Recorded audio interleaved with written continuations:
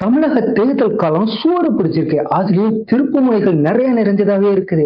அதிமுக தலைமையிலான தேசிய ஜனநாயக கூட்டணியில இப்படி ஒரு தொகுதி பங்கீட்டை யாருமே எதிர்பார்த்திருக்க மாட்டாங்க. அதிமுக, பாஜக, பாமக, அமமுக கூட்டணியில திடீர்னு அதிமுகவோட தலைமை அலுவலகத்துல கூட்டணி பேச்சுவார்த்தை நடத்துறாங்க. இத்தனை நாளா அவங்க எல்லாம் ஒன்னா சேர்ந்து கூட்டணி பேச்சுவார்த்தை நடத்தவே இல்லை அப்படிங்கிற ஒரு குற்றச்சாட்டை எல்லாரும் வச்சுக்கிட்டு இருந்தாங்க. திடீர்னு பார்த்தா சென்னை ராயப்பேட்டையில இருக்கிற தலைமை அலுவலகத்துல இந்த தலைவர்கள் எல்லாருமே ஒண்ணு கூட ஆரம்பிச்சிட்டாங்க. பாஜகவுடைய அந்த பேச்சுவார்த்தை குழுல இருந்த பியூஷ் கோயல், மத்திய அமைச்சர் பியூஷ் கோயல் வந்திருக்காரு. அமமுகவுடைய பொதுச் செயலாளர் டிடிவி தினகரன் வந்திருந்தாரு. பாமகவுடைய தலைவர் அன்புமணி ராமதாஸ் வந்திருந்தாரு. நயினார் நாகேந்திரன் வந்திருந்தாரு. தமிழிசை சவுந்தரராஜன் வந்திருந்தாங்க. இப்படி கூட்டணியில் இருக்க எல்லா தலைவர்களும் ஒரே இடத்துல அதிமுக தலைமை இடத்துல வந்து கூடின உடனே எதிர்கட்சியா இருக்கிற திமுக இருக்கவங்களாம் வாயடைச்சு போயிட்டாங்க. காரணம், ஒவ்வொரு நாளும் அவங்க எல்லாம் ஒரு குற்றச்சாட்டை வச்சுட்டே இருந்தாங்க. அதிமுக பாஜகவுக்கு அடிமையா மாறிடுச்சு. அவங்க கூட்டணியை இறுதி செய்யறதே டெல்லியில போய் தான் இறுதி செய்யறாங்க இப்படின்னு சொல்லிட்டு இருந்தாங்க. இப்படிப்பட்ட சூழ்நிலை இவங்க தொகுதிய ஒரே நாள்ல பேசி முடிச்சிருக்காங்க அப்படிங்கிறதுதான் இங்க முக்கியமா பார்க்கப்படுது. இங்க மீட்டிங் முடிஞ்ச உடனே அவங்க எடப்பாடி பழனிசாமி தொகுதி பட்டியலை அறிவிச்சாரு. அதாவது பாஜகவுக்கு 27 தொகுதிகளை ஒதுக்கீடு செய்யறதா அறிவிச்சிருந்தாரு. அடுத்ததா பாமக அவங்களுக்கு 18 தொகுதி ஒதுக்கீடு செய்யறதா அறிவிச்சிருந்தாரு. மூணாவதா அமமுக அவங்களுக்கு 11 தொகுதி ஒதுக்கீடு செய்யறதா அறிவிச்சாரு.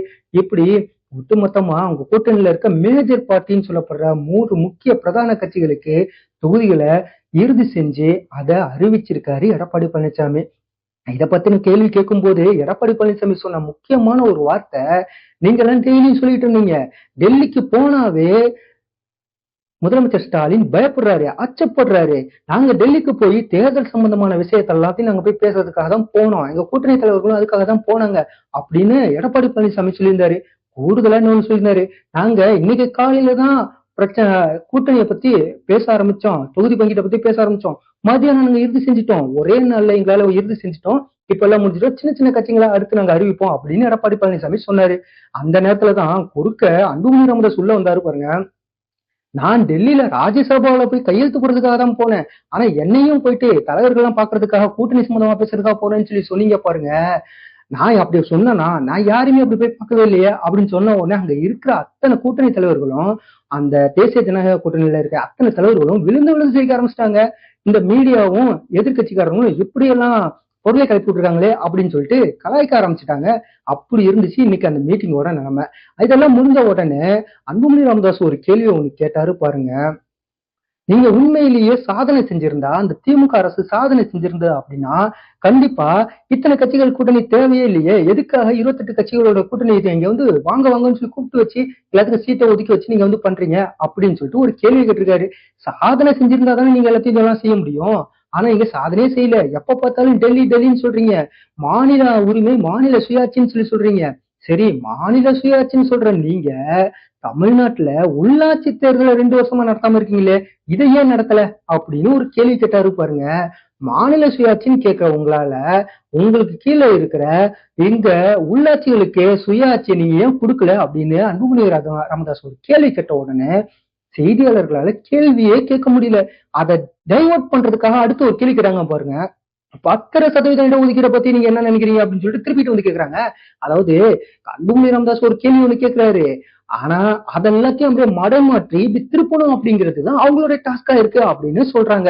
அந்த டாஸ்க செய்தியாளர்கள்ல ஒரு சில பேர் கரெக்டா வேலை பார்த்தாங்க அப்படின்னு தான் சொல்லணும். எடப்பாடி பழனிசாமி அத்தோட மட்டும் நிக்கலங்க. கூடுதலா ஒரு சில கேள்வி எல்லாம் சொன்னாரு. 20 நாட்களுக்கு மேலாக காங்கிரஸ் திமுக கூட்டணியில இழுபறியாவே இருந்துட்டு இருந்துச்சு. யாராவது எந்த ஊடகமாவது நீங்க இதை பத்தி விவாதம் நடத்துனீங்களா? ஆனா அதிமுக கூட்டணியில இழுபறின்னு சொல்லிட்டு இருக்கீங்க. எங்க கூட்டணியில அப்படிலாம் எந்த விதமான இழுபறியும் கிடையாது. நாங்க எல்லாரும் இணக்கமா இருக்கோம், ஒற்றுமையோட இருக்கோம், ஒரே கருத்தோட இருக்கோம்.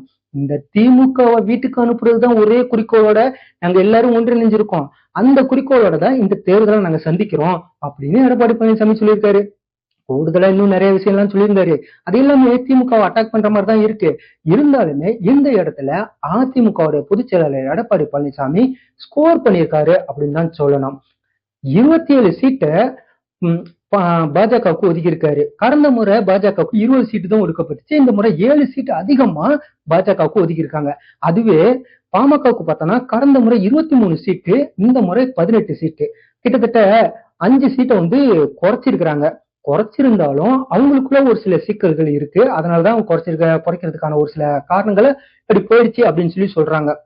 அடுத்தது அமமுக புதுசா இந்த கூட்டணியில சேர்ந்திருக்காங்க. கடந்த 2021 தேர்தல்ல அமமுக இவங்க கூட கிடையவே கிடையாது. இப்பதான் இவங்க அமமுக முதல் முறையே இவங்க கூட கூட்டணி சேர்ந்திருக்காங்க. வந்திருக்க கட்சிக்கு 11 சீட்டு கொடுத்திருக்காங்க. இதுதான் இப்ப மிகப்பெரிய பேசுபொருளா மாறி இருக்கு.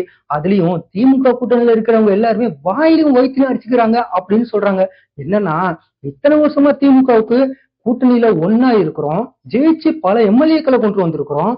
அப்படி இருந்தும் ஏற்கனவே கொடுத்த தொகுதியை குறைக்கிறதுக்கு தான் அவங்க எல்லாம் வேலை பார்த்துட்டு இருக்காங்க.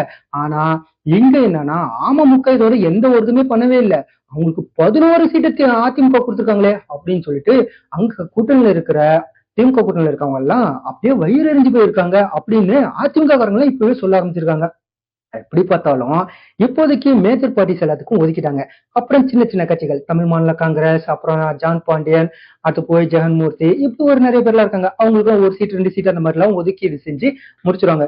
மொத்தத்துல அஇஅதிமுக தலைமையிலான இந்த தேசிய ஜனநாயக கூட்டணி எந்தவித சலசலப்புமே இல்லாம நேக்கா அவங்களோட காயை நகர்த்தி தொகுதி பங்கிட்ட ஒரே நாள்ல முடிச்சிருக்கிறாங்க. இப்படி ஒரு அரசியல் திருப்பத்தை யாருமே எதிர்பார்த்திருக்க மாட்டாங்க. இந்த இடத்துலதான் எடப்பாடி பழனிசாமி ஸ்கோர் பண்ணியிருக்காரு அப்படின்னு எல்லாரும் சொல்றாங்க.